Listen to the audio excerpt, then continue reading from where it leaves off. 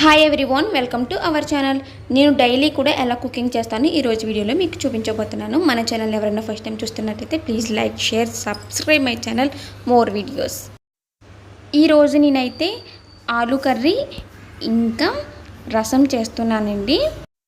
Potatoes అన్నీ కూడా శుభ్రంగా కడిగి ఇలా మధ్యలోకి కట్ చేస్తున్నాను. ఇలా మధ్యలోకి కట్ చేయడం వల్ల ఏమవుతుందంటే ఒకసారి ఈజీగా తొక్కనంతా కూడా తీసేయచ్చు. పొటాటోస్ అన్నీ కూడా కుక్కర్లో వేసేసి ఇంకా వాటర్ కూడా వేసేసి స్టవ్ మీద పెట్టేశాను. 3 విజిల్స్ అయితే వస్తే సరిపోతుందండి. నెక్స్ట్ వచ్చేసి రసానికి కావాల్సినవన్నీ కూడా ప్రిపేర్ చేస్తున్నాను.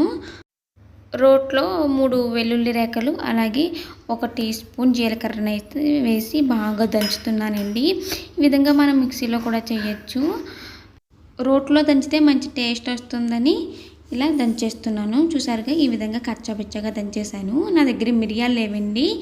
మిరియాలు ఉంటే కూడా మిరియాలు కూడా వేసుకొని దంచుకోవాలి. మీడియం సైజ్ నిమ్మకాయ అంత చింతపండుని అయితే తీసుకున్నానండి. కొంచెం వాటర్ కూడా వేసి ఒక 5 నిమిషాలు అయితే నానబెట్టేస్తాను. రసం ప్రిపేర్ చేస్తున్నాను కదండి. స్టవ్ మీద ఒక కడాయి అయితే పెట్టుకున్నాను. పోపుకి సరిపోయే అంత ఆయిల్ అయితే వేసుకుంటున్నాను ఇప్పుడు నేను.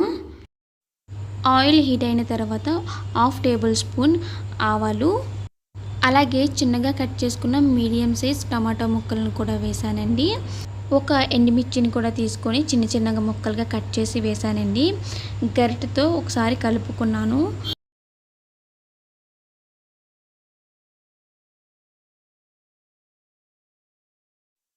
టమాటా ముక్కలు బాగా గుజ్జులో అయిన తర్వాత 1/2 టేబుల్ స్పూన్ పసుపునైతే వేసుకోవాలండి. రసం చేసేటప్పుడు ఎప్పుడైనా సరే ముందుగానే పోపు వేసేయాలండి. అదే చారుకైతే చారు బాగా మరిగిన తర్వాత పోపు అయితే వేస్తాము. మనం ముందుగా నానబెట్టుకున్నాం కదండి చింతపండు నీళ్ళని కూడా వేసేసుకోవాలి. మీకు కొంచెం తీపి కావాలంటే రసంలో కొంచెం బెల్లం ముక్క కూడా వేసుకోవచ్చండి. బెల్లం ఇష్టం లేని వాళ్ళు కూడా స్కిప్ చేసేయచ్చు. కానీ చిన్న బెల్లం ముక్క వేయడం వల్ల రసానికైతే మంచి టేస్ట్ అయితే వస్తుంది.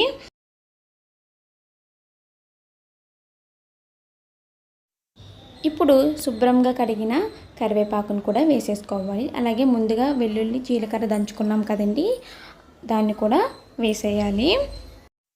మా ఇంట్లో మిరియాలు లేవండి, సో అందుకనే నేను మిరియాల పౌడర్ని అయితే వేస్తున్నాను. అలాగే రుచికి సరిపడా ఉప్పును కూడా అయితే వేసుకోవాలి.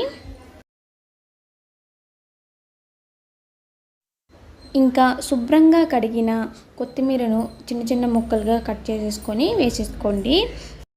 మనం అయితే చారు ఎక్కువసేపు మరగపెడతామండి. ఇది రసం కాబట్టి ఎక్కువసేపు మరగవలసిన పని లేదండి. ఒక 5 నిమిషాలు మరిగితే సరిపోతుంది.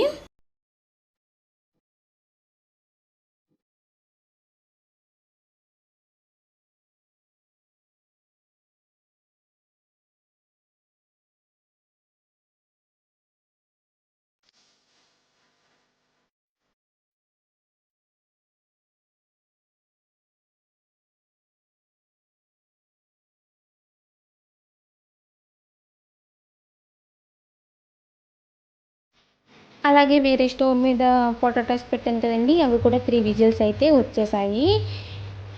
పొటాటోస్ అన్నీ కూడా చల్లారిన తర్వాత ఇప్పుడు తొక్కంతా తీసేసి స్మాష్లా చేసేసుకోవాలి.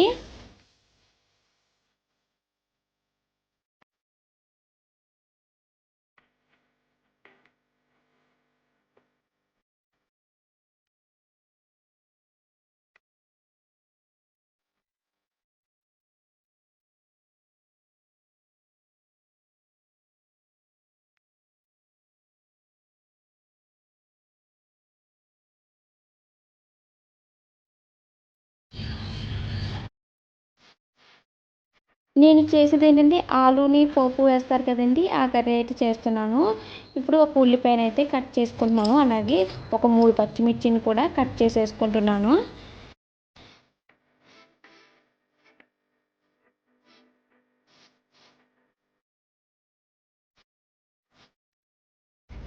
ఇప్పుడు స్టవ్ మీద కడాయి పెట్టి పోపుకి సరిపోయే అంత నూనెనైతే వేసుకోవాలి మనం.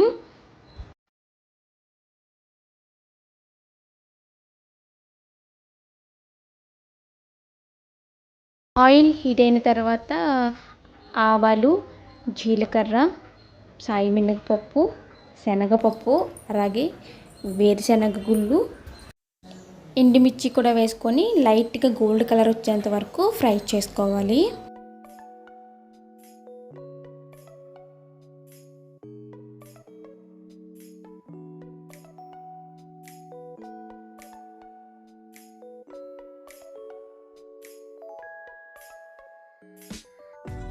మనం ముందుగా కట్ చేసుకున్న ఉల్లిపాయ ముక్కలు అలాగే పచ్చిమిర్చిని కూడా వేసేసి గోల్డ్ కలర్ వచ్చేంత వరకు కూడా ఫ్రై చేసుకోవాలి.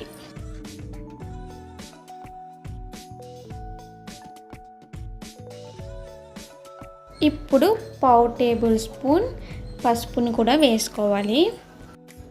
అలాగే శుభ్రంగా కడిగిన కరివేపాకును కూడా వేసుకోవాలి.